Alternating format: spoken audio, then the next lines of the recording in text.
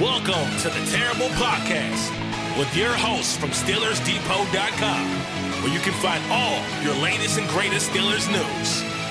It's Dave Bryan and Alex Kozora, always lit, talking Steelers. And now, here's Dave and Alex.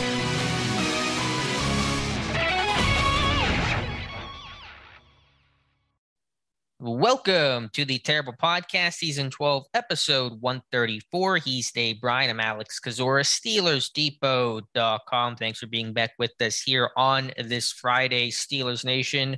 Dave, how you doing? I was doing better until I spent about 10 minutes tuning into the Jerry Dulac golf show to Tell us how you really feel. to hear an interview with Ben Roethlisberger that ended up being a nothing burger, if you will. They actually did talk golf. Imagine that. And no football there. But yeah, look, winding down the week here, and obviously Omar Khan is going to be introduced to the media on Friday, and that'll give us a lot to write and talk about there. And this team closing out their first three practices of 2022 OTAs, and yeah, a pretty good time of year here. Yeah, and just as a programming note, we're recording this here on Thursday evening around 8 o'clock my time, and that's my fault, so I apologize. We're not hitting any of the con stuff on Friday. I won't be available Friday morning, so we're recording this early, but whenever we come back for the next show, we'll talk about Omar Khan's opening press conference as Steelers GM. That's taking place Friday 10 a.m. Probably by the time you're listening to this, it's already concluded, so excited to hear whatever he says. I'm guessing people are going to be really impressed with how that presser goes. Yeah, I just wonder what the line of questions. I would imagine it's going to be around a 30-minute press conference, right around in there. Interesting to see the kind of line of questions and how that all goes. And they've yet to announce anything about Weidl or any of the other moves that are expected to happen that we'll go over here in a little bit, I think, as well too. But I don't know how much we're going to learn, but I'm ready to learn whatever we're going to learn. Right, and so I'm not sure how the conversation will go. It'll probably be focused around how many changes will you make, how far will you stray from the Colbert model. Is my guess is what 95% of the questions are going to be. Yeah, and I imagine the other will be how much power will you actually have. They'll try to drill it down to they'll try to drill it down with him. Is this just a title, or what exactly do you do? The two box, kind of thing, because that seems to be kind of the narrative at this point from the sports DJs, if you will, about we're always correct in that. Always, yeah, always worth listening to the sports DJs and those kind of things. Trying to say that this is just a promotion of title, and because of the reports of Weidl coming in. And look, we don't even, I guess the reports out there, I mean, do we really know that Weidl's title is going to really be assistant general manager? I mean, that's what's out there, but the team obviously hasn't announced it yet. And, we still don't know what's going to happen for sure with Brandon Hunt. So, people are trying to frame this thing already, and we don't know all the facts yet, and I guess I get it, because of Weidl having the background that he does in the scouting end of it, and Omar Khan. I sure did transition this thing right off the bat, didn't I? Diving right on in. Omar Khan, supposedly the cap guy, and kind of wondering that is this a promotion out of convenience for Art Rooney the second, and is there going to be too many cooks in the kitchen or too many chefs in the kitchen and not enough cooks and that kind of thing. And I mean, the guy hasn't even had his press conference yet. We don't even know officially what the role of Weidl is going to be, nor do we know what White, what's his first name? Sheldon White. Yeah, go ahead and break that news to the people and tell them, and then let's kind of dive into it from there. Right, that's been the big front office news that's broken since we last talked, since Omar Khan was named the Steelers GM, that reportedly Sheldon White's coming over from Detroit for a some unknown level. I think the phrase from Aditi was to help with personnel, whatever exactly that means. The title is at a pro personnel, guy kind of similar to what Brandon Hunt has. We'll have to see, but he's coming over from Detroit, and apparently his son is Cody White, the wide receiver on the Steelers. So interesting connection there. And look, there's a connection going all the way back to Detroit as well too, right? With he was the one that technically kind of took over when Kevin Colbert left in 2000, right? Oh, really? Okay, I didn't look at the whole bio of Sheldon White, so okay, that makes sense. Right, he was the one I think that got promoted to technically to Colbert's job way back in 2000 when Kevin Colbert was given the job with the Steelers there. So those, that's probably why there's a link there, and why he's being brought in that way. Okay, yeah, I'm reading his, he was with Washington. His bio says White became a scout for Detroit in 1997 before being promoted to director of pro personnel in 2000, the year, of course, that Kevin Colbert left. He also was the Lions interim GM in 2015, so a little bit of that. The Steelers love that interim title. I think Terrell Austin might have carried it in Detroit as well, and also now with Sheldon White. And I know some people will say, oh, why would you hire the guy from Detroit? I think that's pretty lazy to think about it. And Kevin Colbert. That's lazy analysis. Right. And Kevin Colbert was hired from Detroit, and they weren't good back in his day. They have been good since the Bobby Lane days. And so I would not judge a personnel member by his team. Right, absolutely. So, it'll be interesting to see the structure, how this, and yeah, there is a big question right now. What's going to happen with Brandon Hunt? You're bringing in kind of these guys.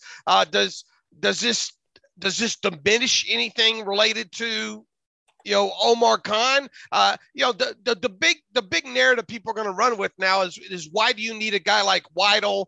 Why do you need a guy like White if you're going to promote Omar Khan and let's say Brandon Hunt stays around? Is that diminishing? Is that any kind of reflection on, well, we're not so sure if Omar can do this job here, and basically we're just going to let Omar hold the title, but he won't be in charge of scouting. You know what I'm saying? That kind of stuff there. So that's the kind of stuff that I think we'll see if it gets put to bed or not. And, everybody's going to continue to ask, what is Mike Tomlin's role in all this? Look, Mike Tomlin might have a little bit more say in some things, maybe roster construction along those lines, but Mike Tomlin wants to coach. And Mike Tomlin loves to coach. Mike Tomlin doesn't really have time to do anything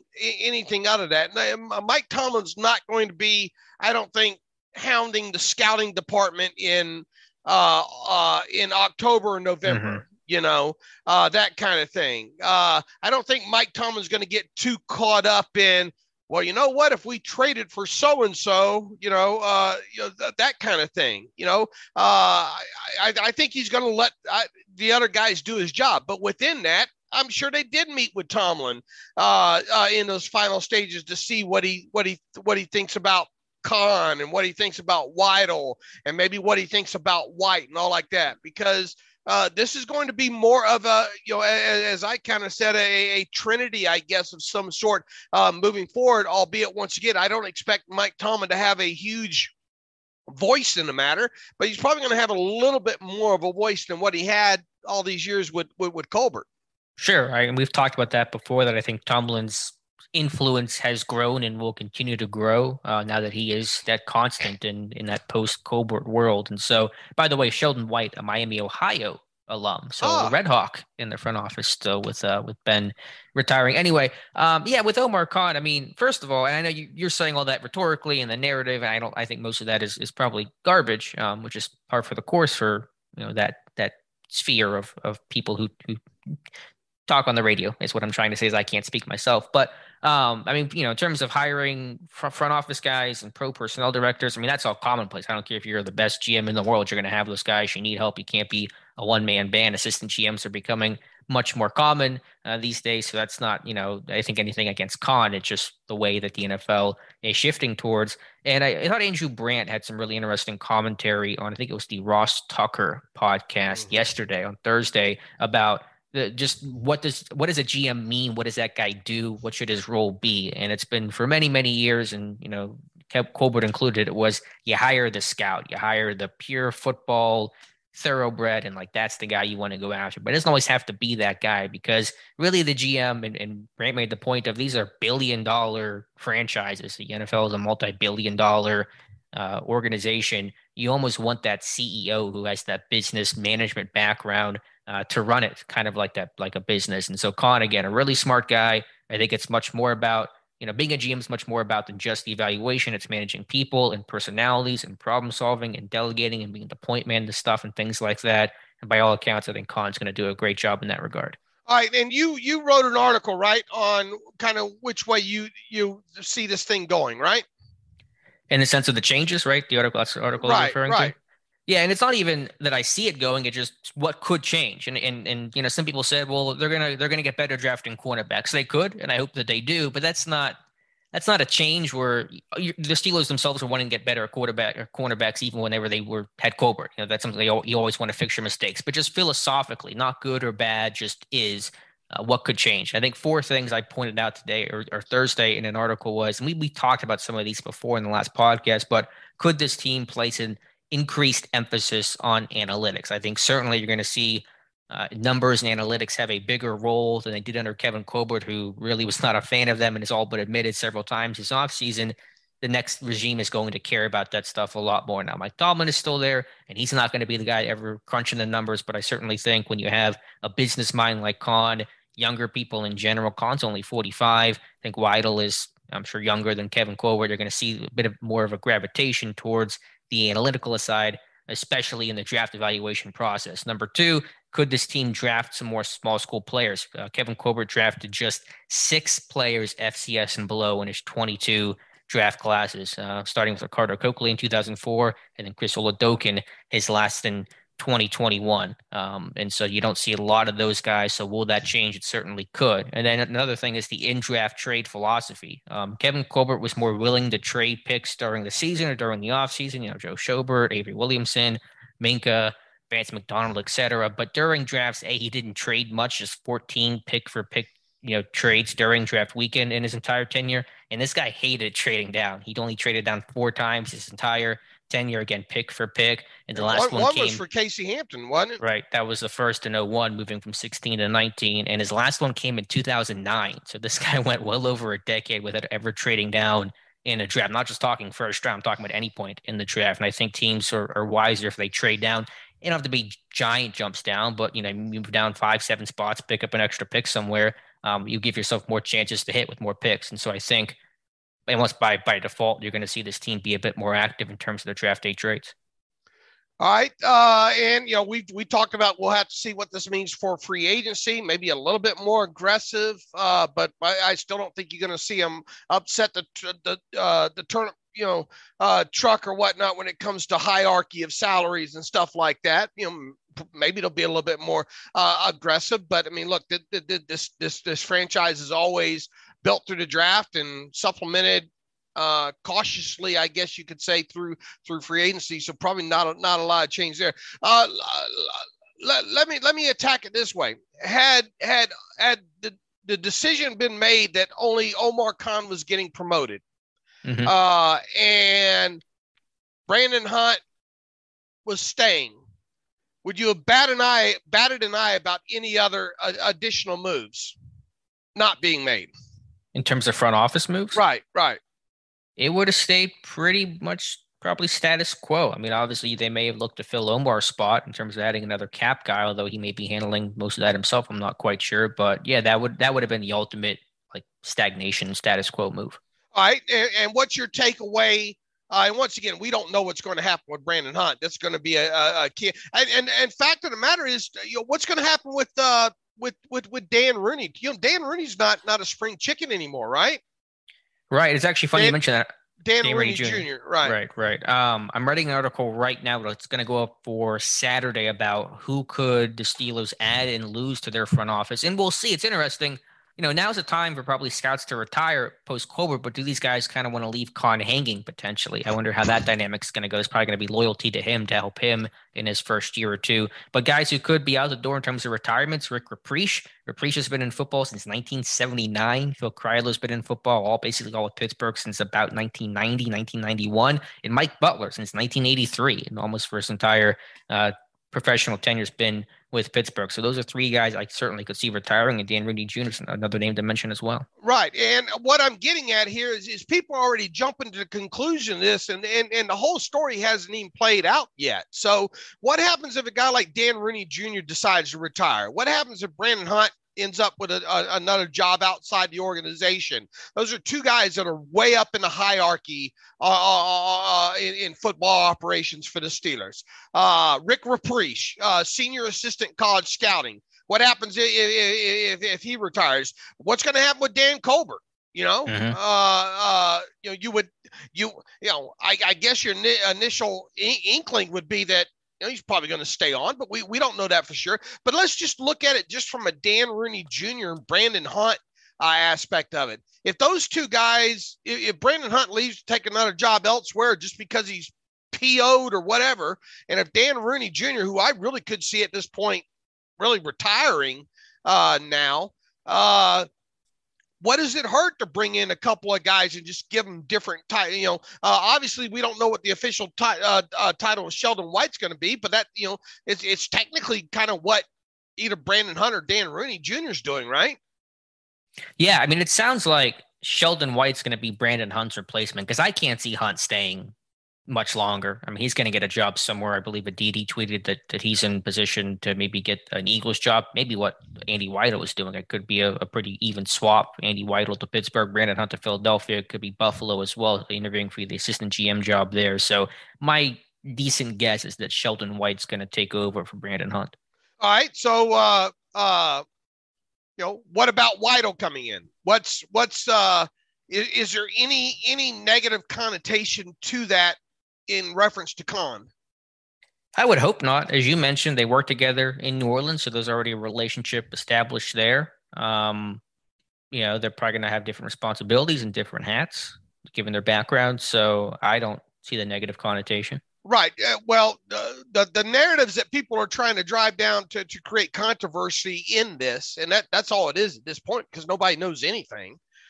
Is that, Weidl's really going to be the one scouting players and putting the board together, and Omar Khan's just going to sit there and nod his head, and technically Art Rooney II is just going to be the one that really pulls the trigger on all of these and all like that, and welcome to the puppet show, Mm-hmm. Narratives are going to be out there. Right. Now here's the thing. I mean, Weidl's got an impressive scouting background. I mean, that's what he's done for the last nearly 25 years.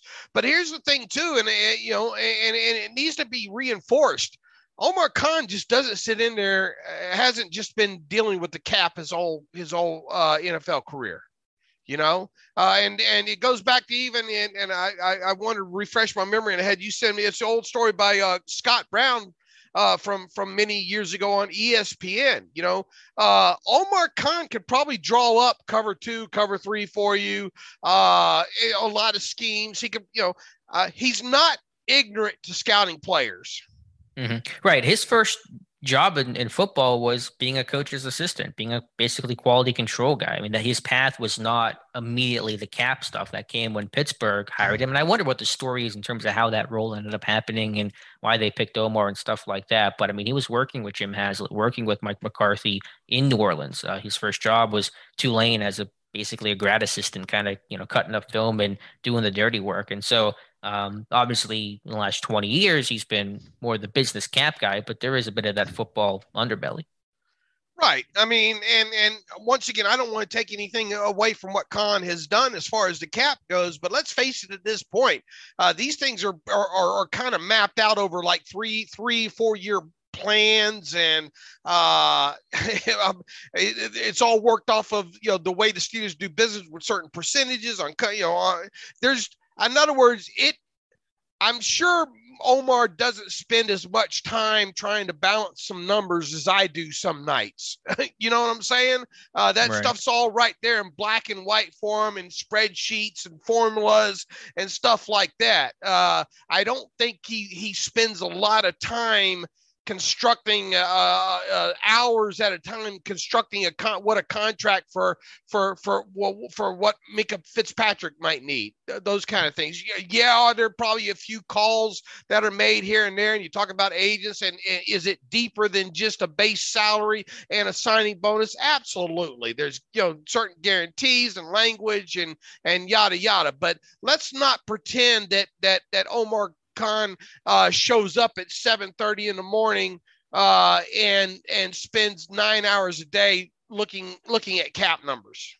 Right. But I think the other element to that is it's the relationships. Football is relational. It's people you're dealing with. You're dealing with agents. You're dealing with other people involved. You're dealing with your own, internal staff and things like that. And I think when Khan has had those relationships built up so well over the years, people know him, trust him. He knows every agent, I'm sure, that's out there. I think that's going to be a benefit because, again, being the GM, the literal general manager, is to deal with people. All right. And part of that dealing with people moving forward, you would think would be going to some of these college campuses and talking to some of these coaches, or is that just going to be a Weidl job now? Let's face it, Kevin Colbert, I don't think sat in his office 8 hours a day watching tape. No, he loved to be on the road. I mean, this guy was like Ted Thompson. He loved traveling and he's like an area scout, basically. This guy would just go to, college campuses and watch practice and get to know people. How will it work in terms of, Khan being on the road? I'm sure he'll do some of that. Weidl might handle the majority of those responsibilities. I'm not sure. That might be one of those questions that's already been asked on Friday. All right. So I guess it goes back to the original thing. Is there what are any negative connotations that can be tied to the fact that, oh, well, they got a assistant general manager in here. All they're wanting to do is groom this guy to take over anyway from Khan. Is there any negative connotation attached to, well, why did they get an assistant general manager? No, because like I said, a lot of teams have assistant GMs. Buffalo, they just had Joe Shane and Billy Bean, and that, or Brandon Bean, Billy Bean's someone else. Or is just two guys needed to do one job? It might be a bit of that. I think the only concern I would have is just you got more cooks in the kitchen. You do wonder, is everyone going to be happy with each other? And you hope that they will be, but there's always that risk when you start adding more people. But I think basically they wanted the internal guy. They wanted Khan for that continuity. He knows how the business is run. That's going to be a positive thing. But they also wanted more of that football background and an outsider to bring in some fresh ideas and a different perspective. And so you're trying to blend the best of both worlds by your GM's going to be your internal hire, your known guy, with Weidl being the outsider as an assistant, as the right-hand man to Omar Khan. All right. So when pro days get underway next year and the Senior Bowl, who's going to be there? Who are we looking for?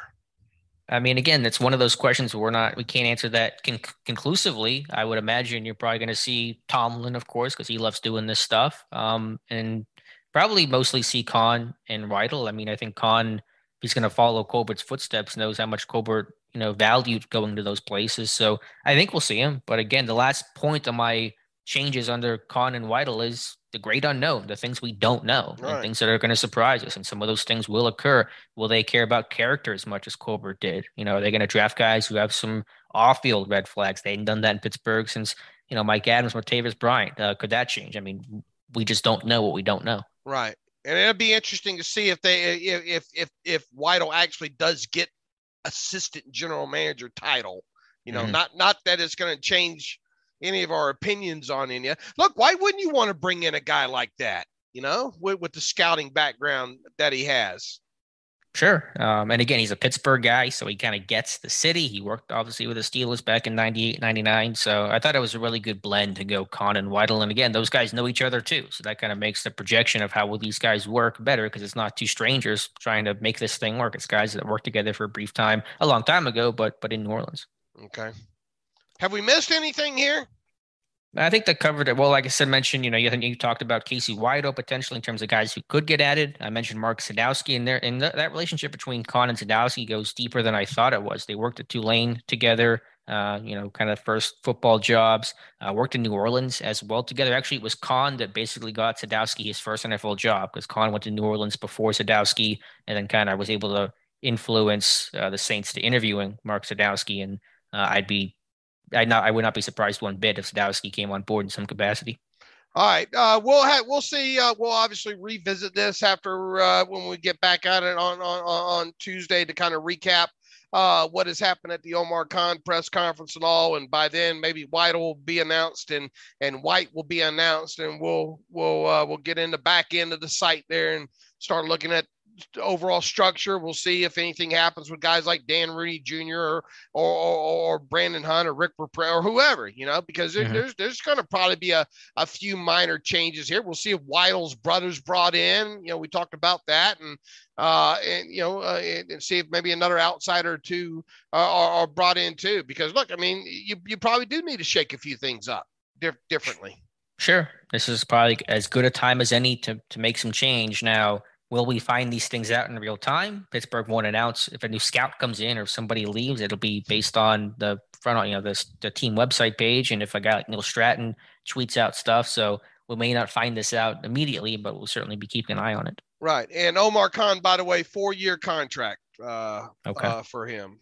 There you go. So, Dave, let's talk about and wrap up this week of OTAs. Pittsburgh finishing their first week of organized team activities on Thursday. Several players speaking to the media. Chase Claypool talking about how he needs to stop leaving his feet on passes downfield on those 50-50 jump balls. Needs to stay. I think my working title for that article was Chase Claypool needs to stay grounded on and off the field. If he does those things, he'll be good to go.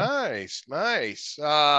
I'm exhibiting my shock face right now. Look, it's all, that at least he knows it, right? At least he's cognizant of all this, the things that we talked about, and good old Steelers Depot hating on players. They're really Ravens fans running that site there. But look, he does have to.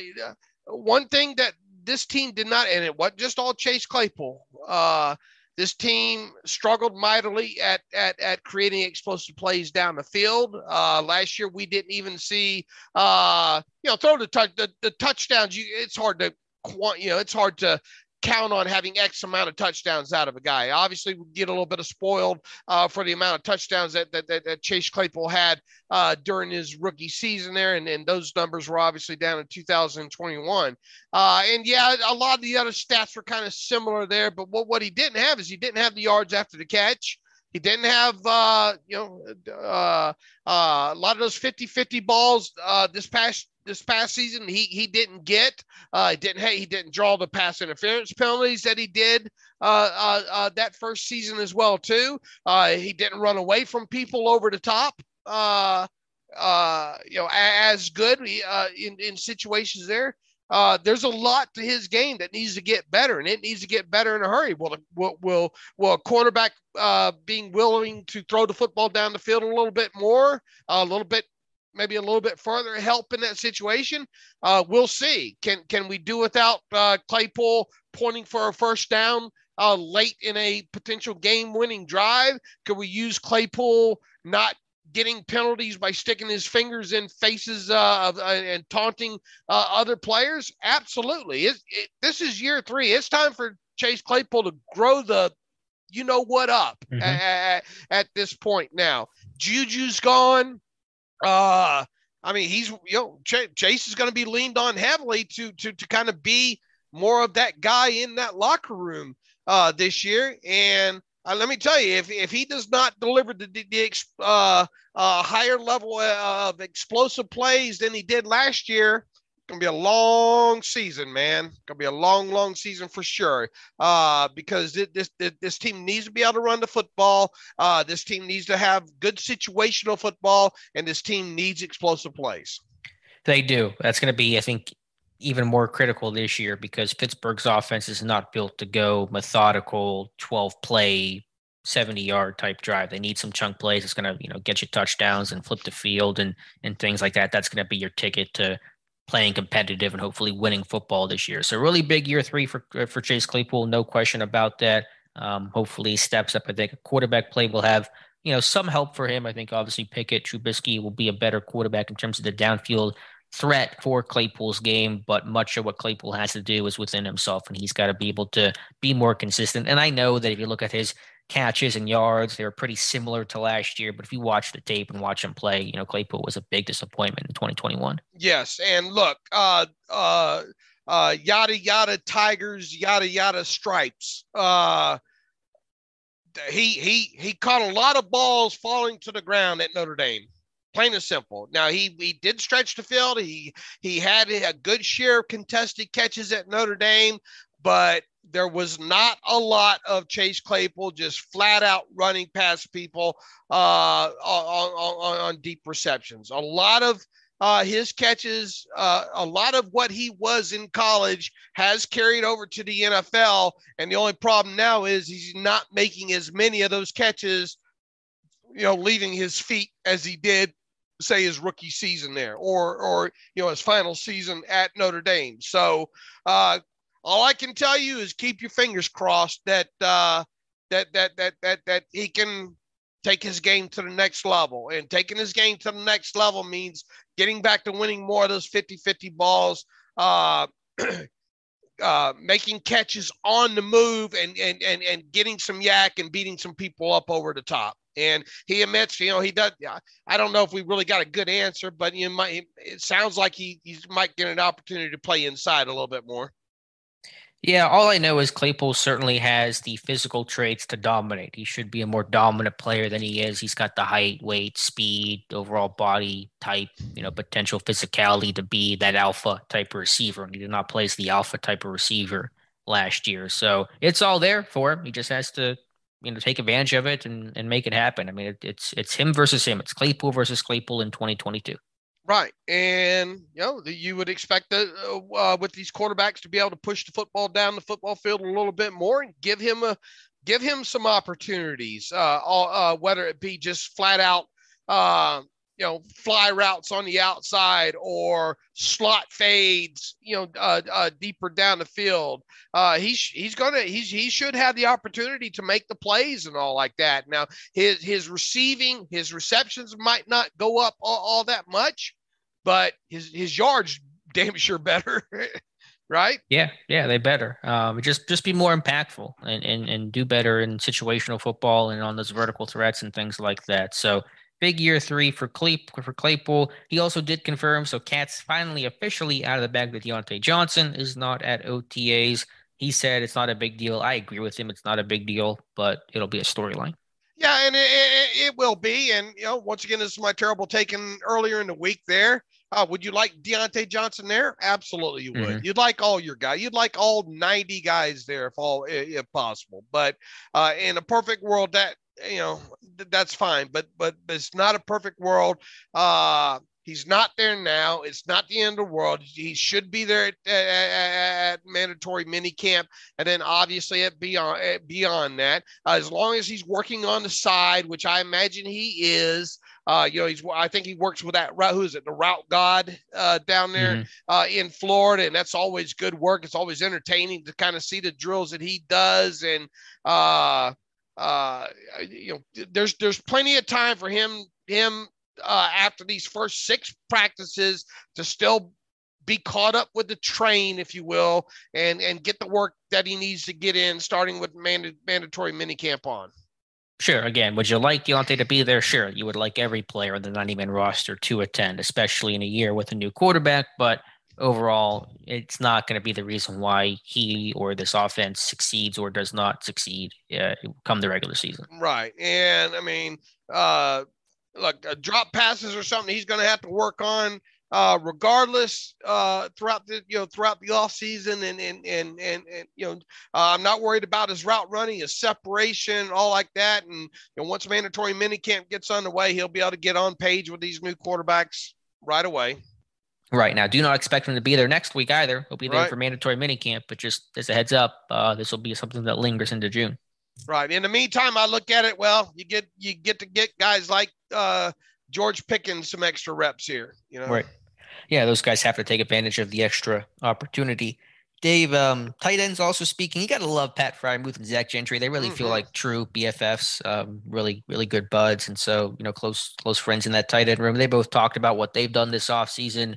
I think both of them said they lost a little bit of weight, but added some overall muscle. And so Freiermuth framed it as got a little bit lighter, but bigger overall, however you want to reckon with that. But looking for those guys to take jumps in year number 2 and year number, I guess it'd be 4 for Gentry. But it feels like year number 2, considering how little he played his first 2 years in the league. Look, and that was the subject of my terrible take on Thursday. And I got to admit, I'm impressed with the way Pat Freiermuth's been carrying himself so far. I mean, it's been 3 practices and just a couple of media sessions and all like that. But I mean, for a kid that was an underclassman, just the second season and all like that, I mean, he really comes off as mature. And if you didn't know any better, he's a leader of the offense at this point now, So I really, really like what I've heard out of the mouth of Pat Freiermuth so far. Obviously not there to see the practices and all like that, but I think he gets it. And I'd like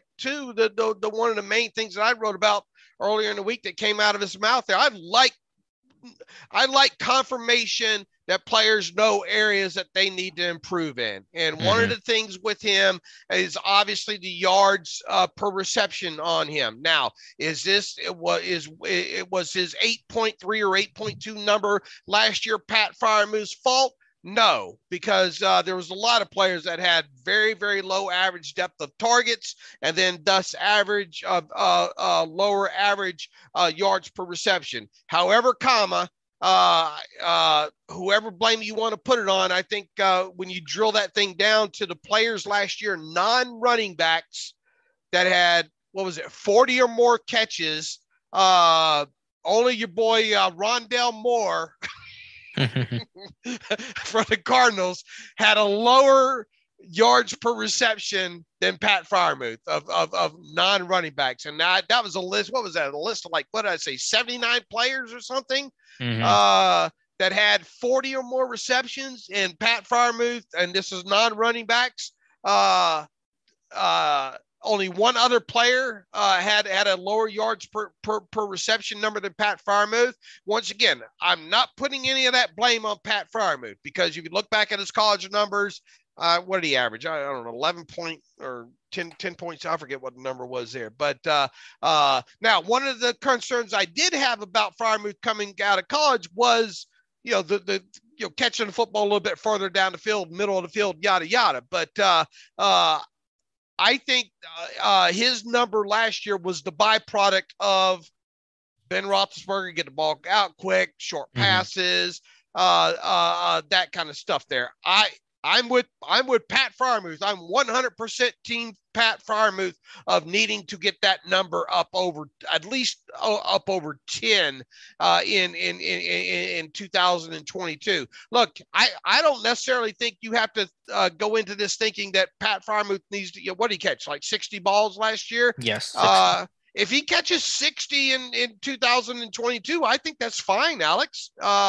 If he has 10.5 yards per catch, that'll make a big difference. And as long as he still has those touchdown totals up there, I think he'll be just fine. Now, in a perfect world, would you like to see him maybe hit that 70 mark? And yeah, I think so. And especially if this team does end up using more 2 tight ends, and especially if Freiermuth becomes the guy on third down in 2022, which is really a possibility now, at least early in the season there.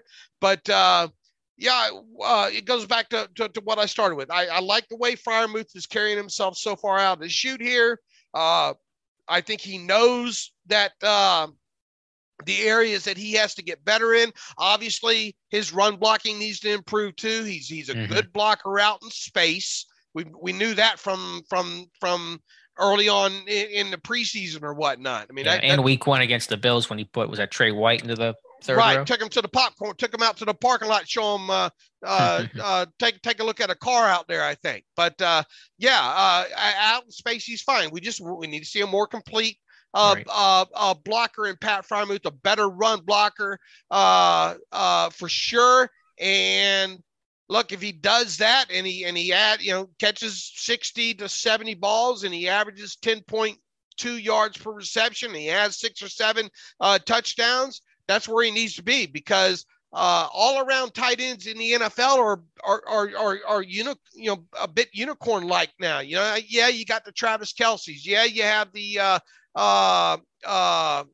George Kittles. Yeah, you had the Mark Andrews, but who else other than that? And yeah, by the way, those three tight ends that I just named, none of them were drafted. The third round was the earliest 2 of them were drafted, but Pat Freiermuth's a second round pick. So you would expect in this second season here for Pat Freiermuth that we start seeing a more all around complete player, and he's on track to do that. And I think it's imperative that he does become that guy for the Steelers in 2022.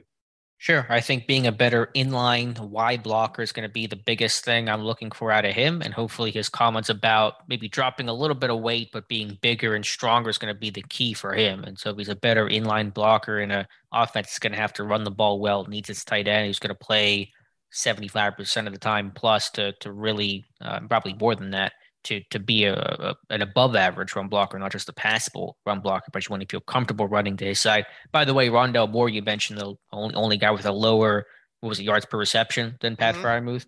His ADOT last year was 1.4. So he's basically like Ray McLeod, Ryan Switzer running back. And so that guy actually had a good yak because he was used in just so many flat patterns and screenplays and stuff like that. I wanted to try to save a little bit of face there for Pat Freiermuth. Yeah. But basically what you're saying is that even though he's listed as a wide receiver, that's basically another running back that should have been off the list there. And then thus Freiermuth should have been last place. You said it, not me. Something like that. But and now the question is, will Freiermuth get his wish? I think you do want to see him make some more hay vertical. You want to see this offense as a whole make more downfield plays. Absolutely. They had so few of that. But I think overall, Freiermuth's going to continue to be the new Juju, because Calvin Austin's not really going to be that guy in terms of that safety valve and third down option route, make the tough catch between 2 defenders. That's going to be Pat Freiermuth. And so you have the downfield threats in an Austin, in a Pickens, in a Deontay. You can win in a variety of different ways, in a Claypool, etc. Freiermuth's got to be the safety valve for whoever this new quarterback's going to be thrown to him.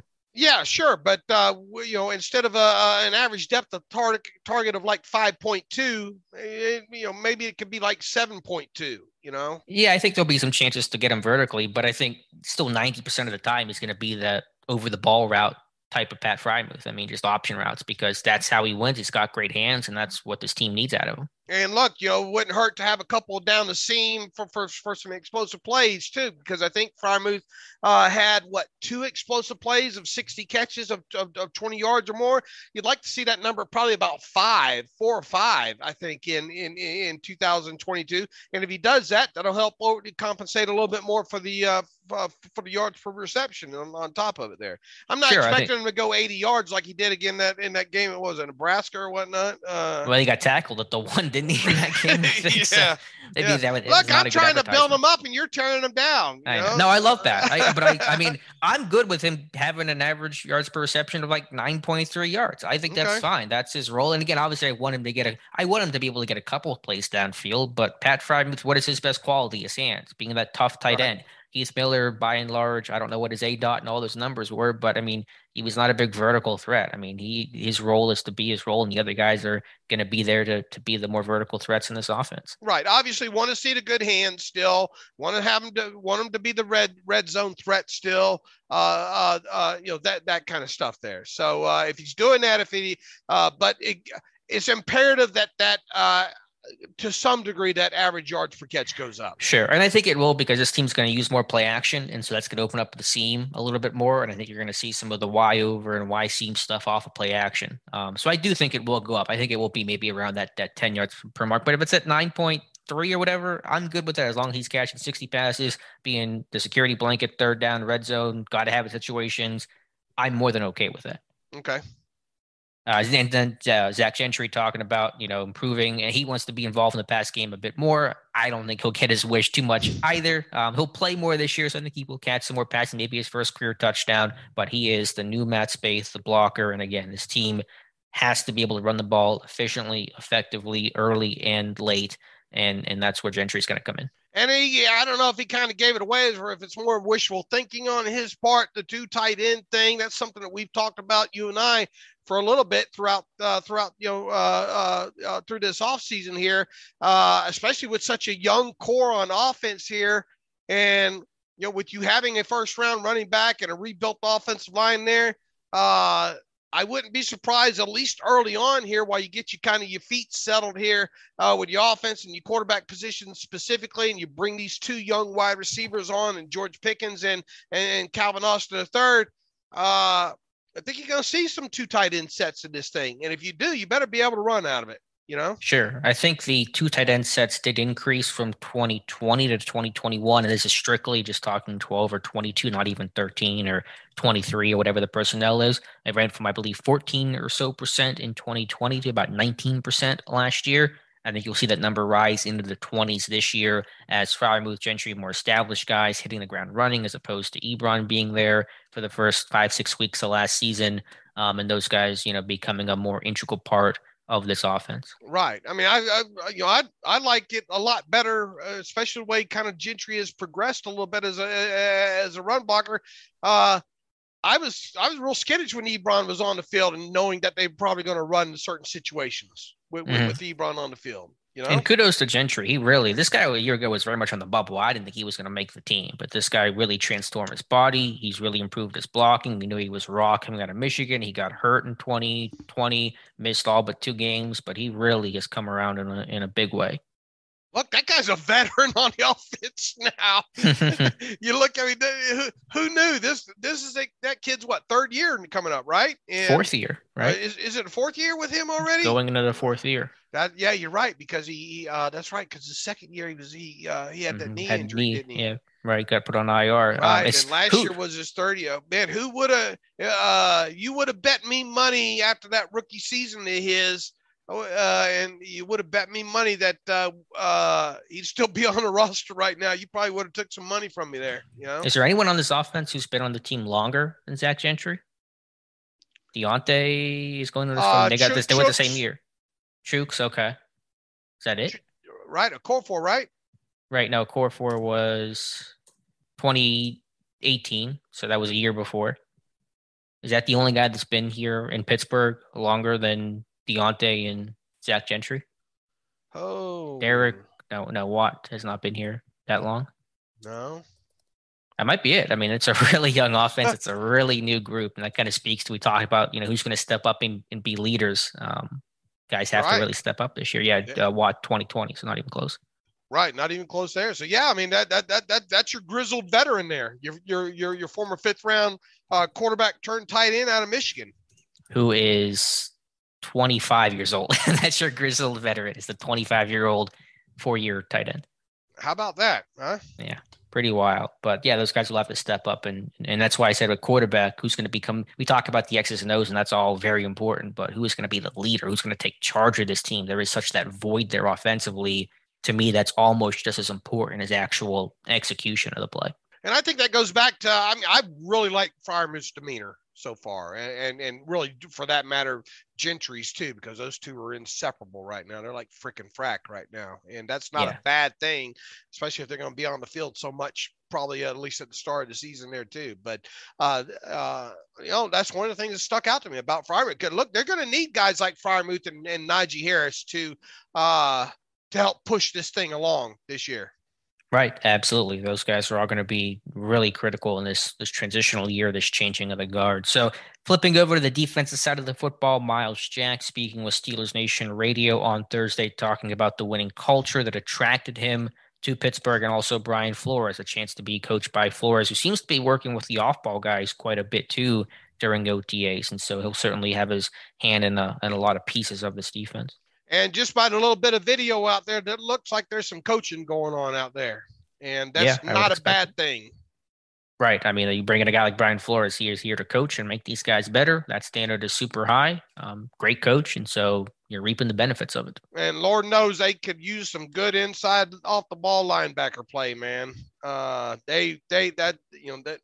really been lacking, obviously, here for a little bit here since Shazier went down, So It'd be nice to have Devin Bush rebound and have Myles Jack, kind of be that guy that maybe he was early on in his career at Jacksonville. Yeah, I hope so. Hopefully he can kind of reinvent himself the way that Tyson Alualu has in Pittsburgh. So yeah, big year for the off-ball linebackers, big year for the run defense in general, because again, we talk about how important the running attack is offensively is for Pittsburgh. This defense, his run defense has to be top 5, no Sure worse does. than top 10. If this team has any chance to compete and get in the playoffs or at least be in that mix. If you cannot, even if you're an average defense, average run defense this year, it's not going to cut it. You're playing in the AFC North that's too run heavy, too capable of running the ball, and you got to play top end defense to help out this offense because this offense is not going to put up 30 points a game. No, you got to have that Keith Butler magic number is 17 or less there. If the Steelers are going to win some games this year, it's going to be 20-17, 23-17, 25-17, something along those lines there. That's the way it's got to be. And it's going to have to start with putting opposing offenses in uncomfortable situations. And the only way you're going to do that is by stopping the run early there. There's going to have to be a lot of 3rd and 6s and 3rd and 7s for this defense to do what they do. And that's get after the quarterback and maybe force some throws and get some turnovers that way. Yeah, I think takeaways, red zone defense, situational ball, run defense in general is going to be all the critical components. And those are, I guess, most of the components of defense. So I'm casting a wide net here, right. But this defense has to be, again, 2019 type levels where they're really an elite group. Right. And look, I mean, if they stay healthy, and we'll obviously see what happens with Stephon Tuitt here in the coming couple of weeks here and all. But I mean, if you got, you got Tuitt back playing hopefully close to the way he played in 2020 and Tyson Alualu staying healthy and being the guy that he was a couple of years ago and get those linebackers turned around, you'll have a chance, especially with the defensive player of the year and Watt on one side, and hopefully Alex Highsmith takes another step forward on his side. But this team's only going to go as far as this defense will let it go. Absolutely. Dave, any other thoughts or impressions from OTAs you wanted to address? Apparently Najee Harris is still big, still an impressive looking guy. So that's a positive there. And it sounds like George Pickens is going to be a first team All-Pro this year. So there's Have the reports actually been glowing on Pickens? I haven't read much. I don't take a lot of stock into this stuff, obviously, but have people said good things about Pickens? Yeah, it appears he's headed for an All-Pro season.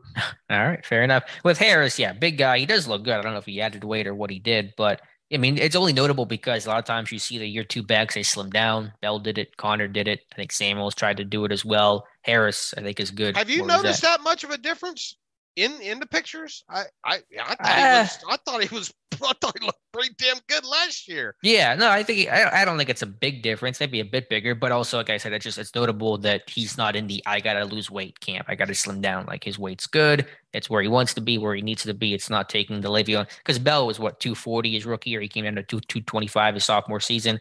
I don't think you're seeing that with Najee Harris. Okay. But yeah, I mean, a lot of it's off-season fodder that does not mean a whole lot. Right. Football and shorts.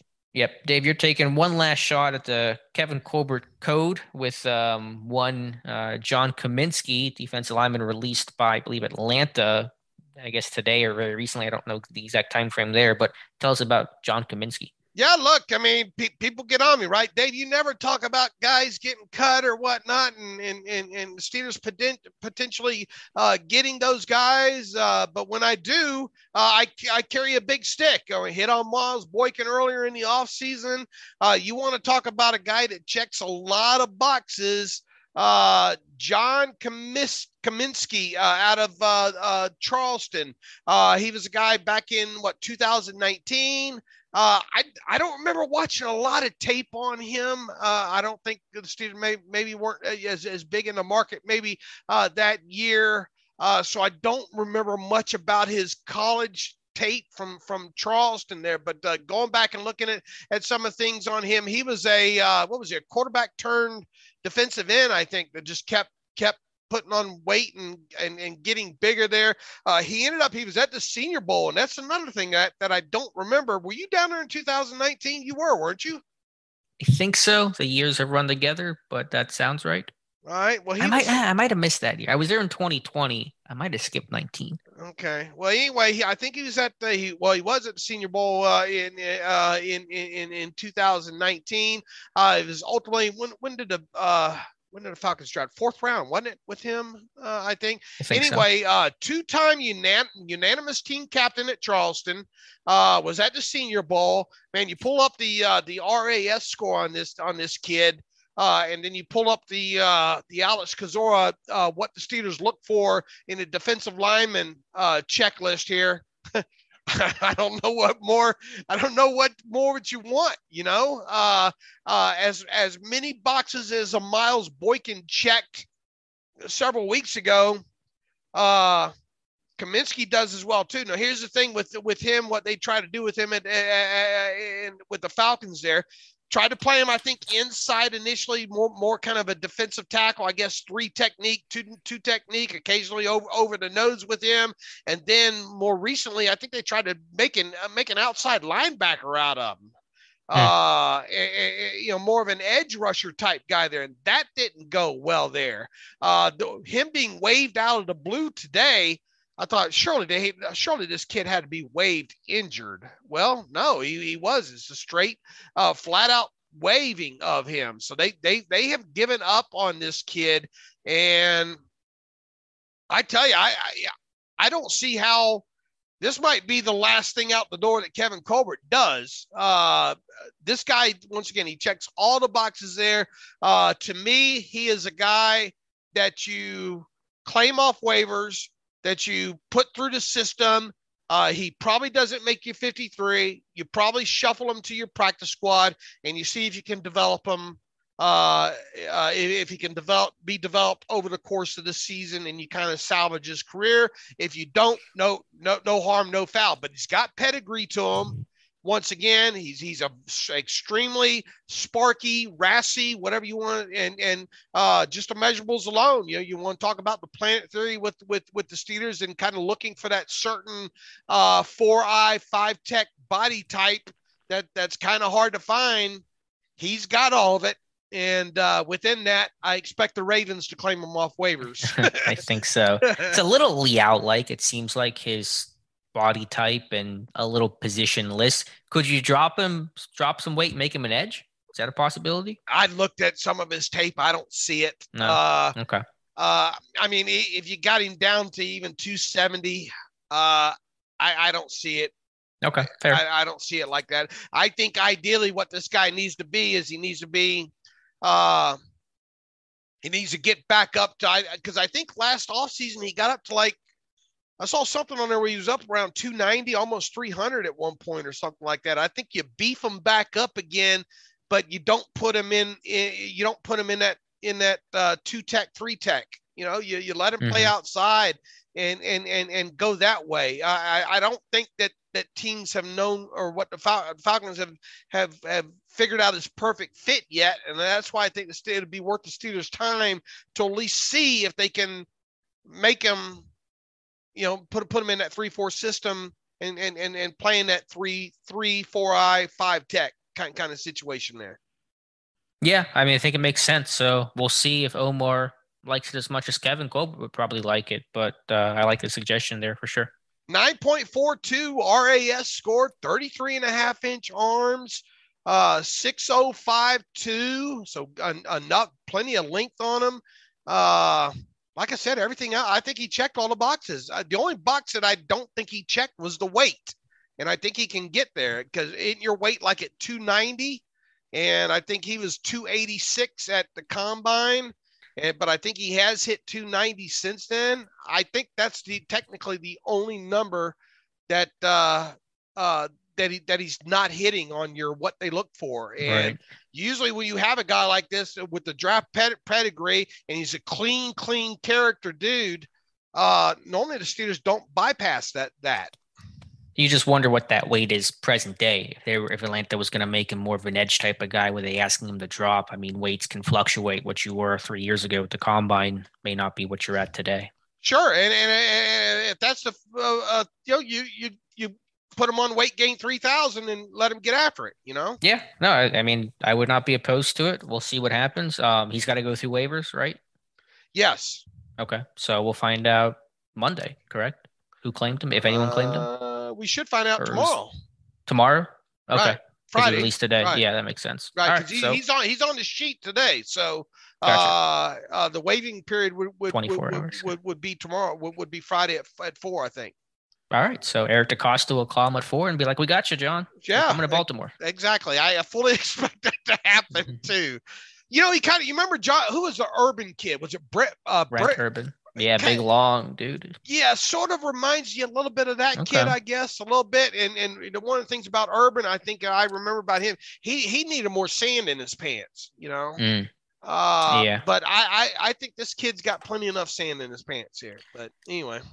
Yeah, I like the Brent Urban comparison. AFC North has always had those long, Marcus Hunt, Urban.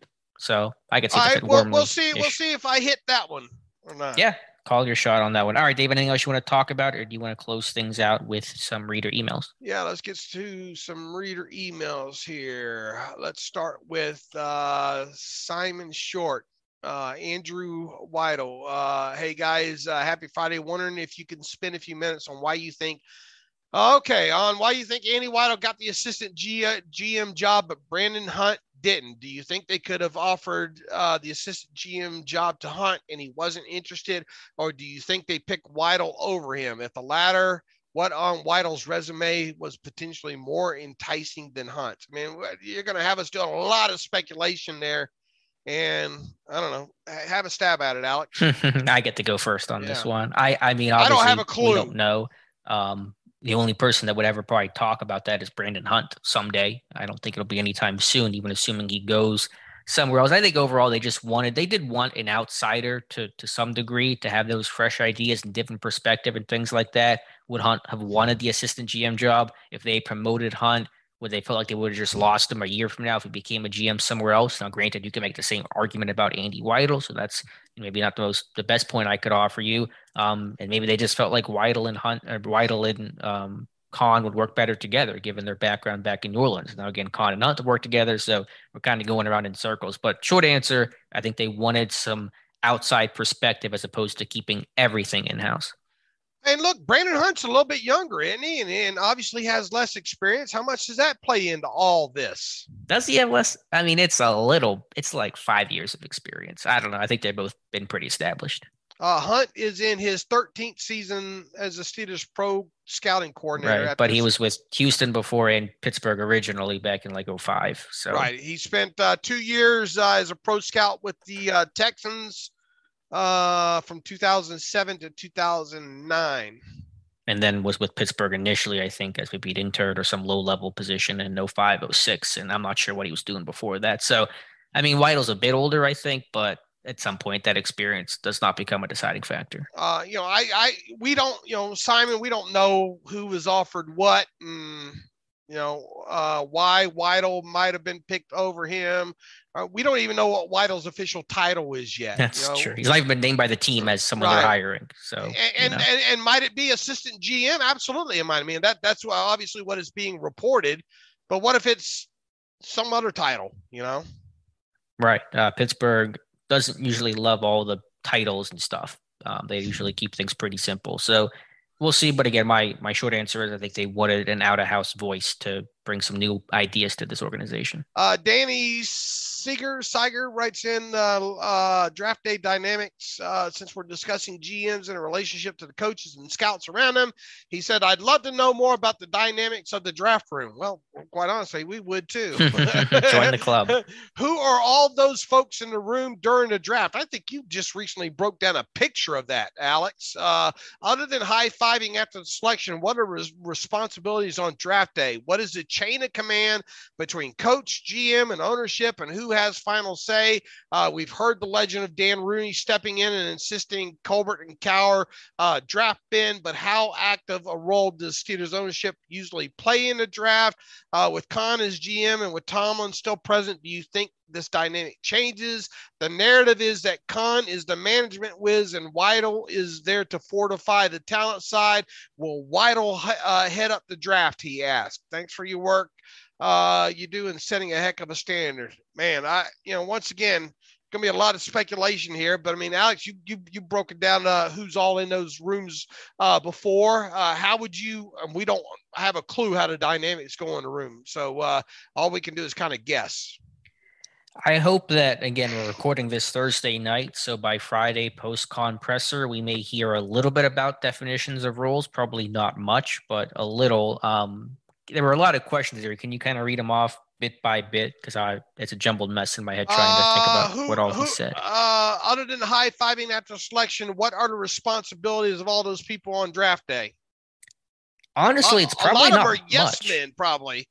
Well, I think on draft day, the board's already set. Now it's Right. about just kind of following your board, and some of the guys are working the phones for trades. I think Omar and Brandon Hunt were part of the trade call committee and things like that. But a lot of it's just celebrating because you've done all this work. Now you get to actually make picks and be happy with your draft class, and get to call some guys and say they're Steelers and they made it to the NFL, and that's a cool moment. So I think there is some work there, and obviously there's a travel side, logistical side, and schedule side of it all. But a lot of it's just kind of let's hang out and enjoy the process. Some of it's also tracking what other teams do, what trades are happening. There's that big, board of all the picks and who's been taken and what the trades look like. And so everyone's keeping track of what's happening in front of you. So there's that aspect of it as well. Usually a lower level guy kind of handles that stuff. I remember Tom Telesco talking about his first NFL draft back in the 90s. He was the guy in charge of those things. Now he's the Chargers GM. So, but yeah, a lot of it is just kind of getting to enjoy the process, enjoy the fruits of your labor.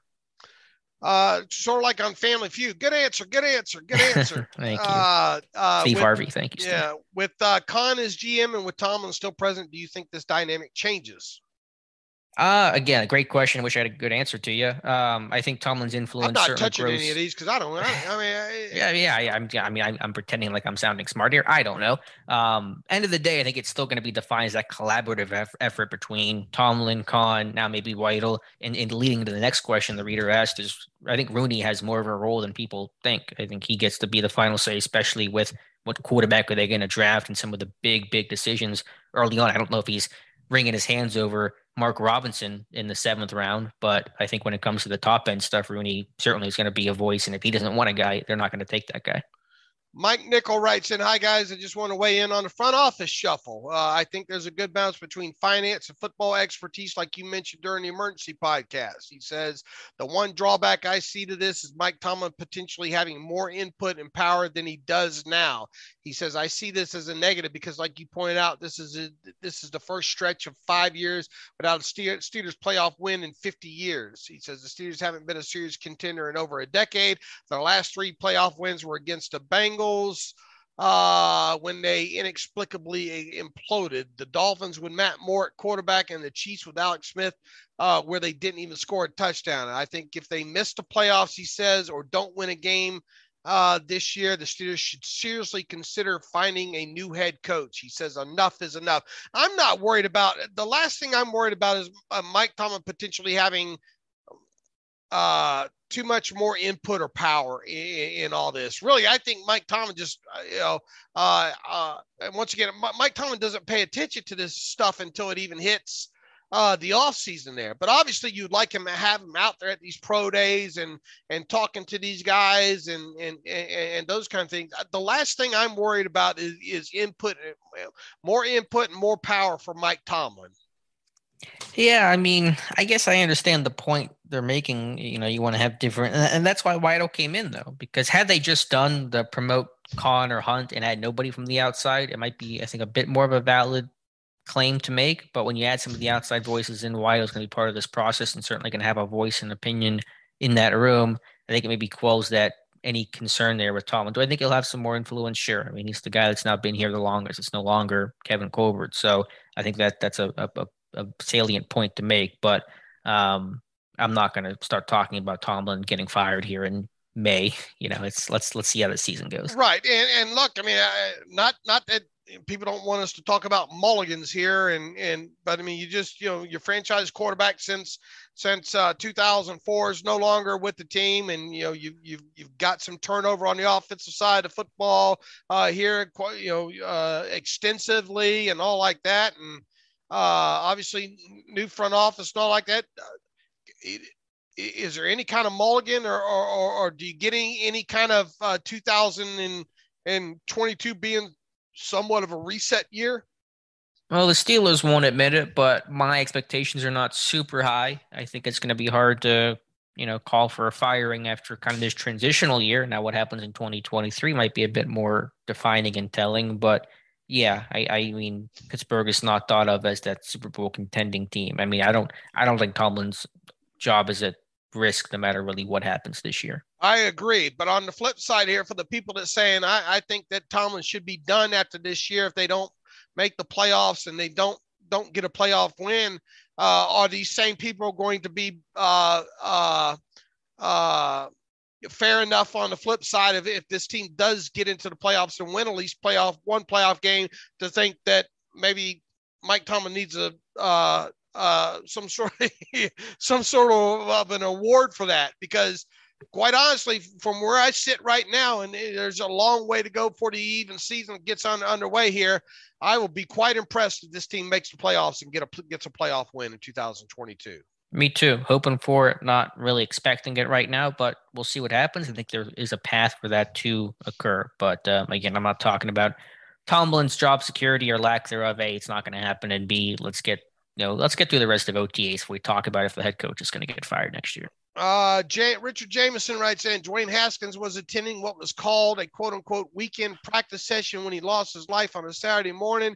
He says this raises the question of when he last saw his teammates and whether alcohol and drugs were present there too. This is an agonizing question to raise, but one that the Steelers must answer for the health and safety of the team. What do your sources say? When was the last time that Haskins was with his teammates? Is anybody investigating what went on at that weekend practice session? Man, are we really going there, Richard Jameson? I guess what he's saying is that should it be looked into? Maybe they were having some sort of alcohol or drug party, but the guys that were down there at that practice session, I guess, is what he's effectively asking. And should the Steelers look into that? Yeah, well, first of all, I don't have any sources on this. I'm reading what everyone else is reading, which the last thing was a toxicology report that was obtained by the Miami Herald. I think it kind of explained some origins there. So I'm not really, no one knows. There's no evidence of what's being suggested there. I don't believe that to be true, but I'm not going to speculate about that stuff. I'm sure all those things have been looked at and asked, and just people understanding, trying to piece together what happened, the whole Haskins situation. But I don't think there's any merit to that thought. Right. I mean, what it sounds like, and that's dangerous even to say at this point, even after the toxicology report and the things that we think that we do know at this point, it seems like a kid that made a couple of bad decisions over the weekend. Yeah, I mean, the report says, and listen, I don't want to get into all this stuff, but he was at the club the night before, and so, something might have happened there. There's no evidence of some drug use happening during the Steelers. They were there to practice, and right. I think the idea that there was drugs and maybe they might have had some beers, I don't know, but I think that's a pretty ridiculous thought. Richard, we don't have sources in that matter, and we're not going, I can promise you this, Alex and I are not going to dive deep into wondering about maybe what happened that weekend. Sorry to disappoint you. Going to listen to what the officials say, the toxicology report. And again, the focus here is really about the tragical, death of Dwayne Haskins and what he meant to his teammates, his friends, his family, everyone that he knew. Man, we get some interesting questions, don't we? Seth Bergstein writes in, hey guys, do you think it's possible they knew Khan was the guy all along, and the whole charade was see, this is what this thing is becoming now. A lot of people thinking that this thing is a charade, I guess. And the whole charade was really to find an assistant who would then be in line to be next. He says, I could definitely see Weidl being the guy they groom now. Oh, man, so a lot of y'all had that. A lot of y'all wear your tinfoil hats a lot tighter than mine. I'll tell you that. Yeah, I don't believe this was done in a way to eventually push Khan out, or I'm not sure what the implication there would be. I would say we got him 4 years from now. We got him. We got him right where we want him. Yeah. I think they probably had an inkling that Khan was going to be their guy, but they wanted a very thorough search of all the possible candidates to make sure they weren't missing anything. And then along the way, realized that Weidl was a really good candidate, and how do we potentially get him into this front office to work with Khan? So I think maybe it was a byproduct of finding the assistant GM of that actual GM pool, but this isn't some sort of long, excuse the pun, con to push Omar Khan out of the Steelers spot. Look, are we that surprised that the Steelers went the avenue of the devil that they know the most? Shouldn't be. If you are, you haven't followed this team closely enough. I mean, this team is loyal, man, and they don't like sweeping huge big changes, you know. So nobody should be really surprised overall that it was Khan. We just,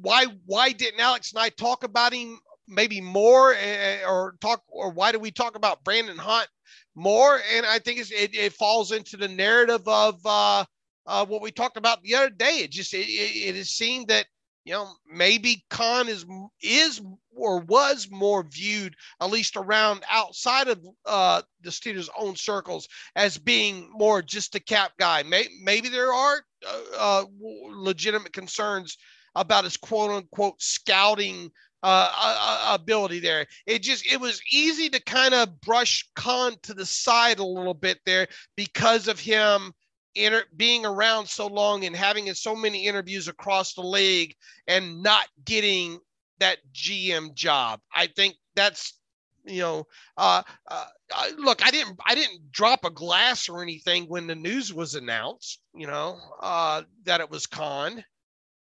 No, I didn't either. I had leaned Hunt, and so I thought maybe that was the direction they were going to go. But I mean, obviously we knew that Khan was very qualified, and an internal candidate felt like the most likely way it was going to go. So there you go. And look, I'm sure there'll be different sides of this as things go on. If the Steelers don't do well over the next 2 or 3 years, it'll be all Omar Khan's fault. If things do go well, I could see the narrative of, whoa, I wonder how much Weidl has to do with this, I bet it's Weidl that's really powering this ship, and not Omar. I can see it now. I can tell you how all this is going to play out, just like that. The main thing is, let's see if they can win. Let's see if they can get into the playoffs here and at least win a playoff game. Because that's the big hump right now with this team, and obviously not having a franchise quarterback at this point. I mean, there are some tall tasks ahead for whoever you think's running the ship.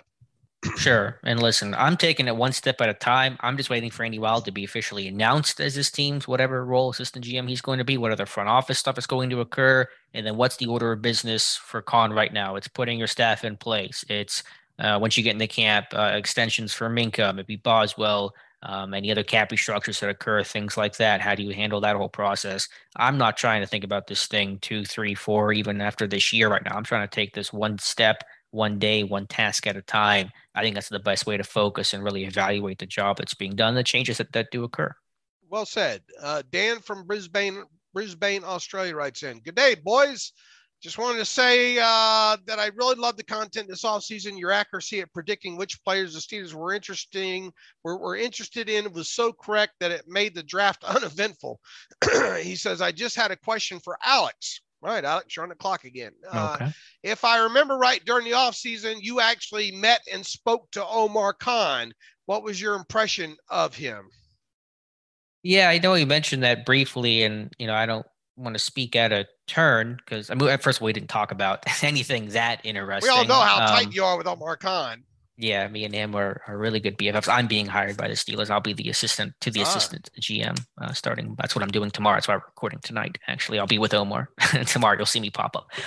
No, really, I mean, first of all, well, the long and short of it is, because it's not that interesting, is we're at the airport. Mobile Airport's about 3 gates. It's the smallest airport in the entire world. So I saw him sitting there. I saw him walk past me, actually. And so I went over to him, just said hello, introduced myself. He was aware of who we and the site is and things like that. And then I sat somewhere else. And then our flight got delayed from Mobile to Charlotte. And then we were almost missed our connecting flight. And Omar and I ran together to try to get our connecting flight. And then I saw him once we got off the plane and talked for a little bit, just a little bit about how Pittsburgh came to be. And the call, he said, kind of came out of the blue. Didn't expect the Roonies to ever come calling, and just thought he was going to be with the Saints for a while. And he's very happy with the area, and very nice guy, very personable, pretty funny dude, really smart guy. And so that's my experience with him. It's not that exciting. I didn't get any state secrets, nor did I try to ask. So there you go. So you haven't had Omar Khan send you any emails or phone calls or anything like that, right? I cannot confirm or deny that. No. How about you, Dave? Yes, I have had both. As a matter of fact, there. No. So I'll see you tomorrow with Omar. Yeah. Okay. Look, I've had contact with Omar more than once, and look, Alex and I'd be right up front with everybody listening. Is Omar knows what Steelers Depot is and reads Steelers Depot, so we're proud to say that. Next time the guys go down to Mobile, Alabama for the Senior Bowl, if Omar's there, I'm sure Omar's going to recognize Alex as well too there. But I mean, as far as any insight other than that, look, we're not going to be. We're not going to be bothering Omar for any inside info. Not that he would give it to us anyway, and all that. We just we know him in passing, and that's about where it ends. It ends, and he's aware of what we do, and I think that's a testament to the hard work that we do. Yeah. So, wish him luck. Would have wished anybody luck, whoever it was, if it was Brandon Hunt, if it was an external candidate. We'll see what happens. Yeah, we're not going to take it any easier. I mean, we're going to discuss Omar in the same way that we've discussed Kevin Colbert over the years, right? Sure. I think I don't think either of us know Kevin Colbert, ever spoken with him, but we both like the guy, really well respected, but doesn't mean you can't be critical of him. Right. We just want to be fair. And, I think we talk about the good and bad of every player, of every coach on this team and this organization. There's always good and bad. It's never black and white. So we'll talk about it, and this will be a big year. I think it's going to be a tough year for Pittsburgh. It's going to be that lot of transition, a lot of change. And so how Pittsburgh handles that will be pretty foreign to them, because they are that model of consistency and continuity, and they still largely have that in many ways. Mike Tomlin at the forefront, but new DC, new quarterback, new GM, et cetera. The offensive line changes. It's a lot to take in. All right, next up, we'll look back at the press conference that happened Friday midday, and we'll do that. I don't know, Monday or Tuesday. We'll have to see what's going on over the weekend and all like that. So that'll be next up, and I'm sure we'll have a lot to talk about coming out of that press conference. So in the meantime, you can follow me on Twitter at Steelers Depot. Follow Alex on Twitter at Alex_Kozora.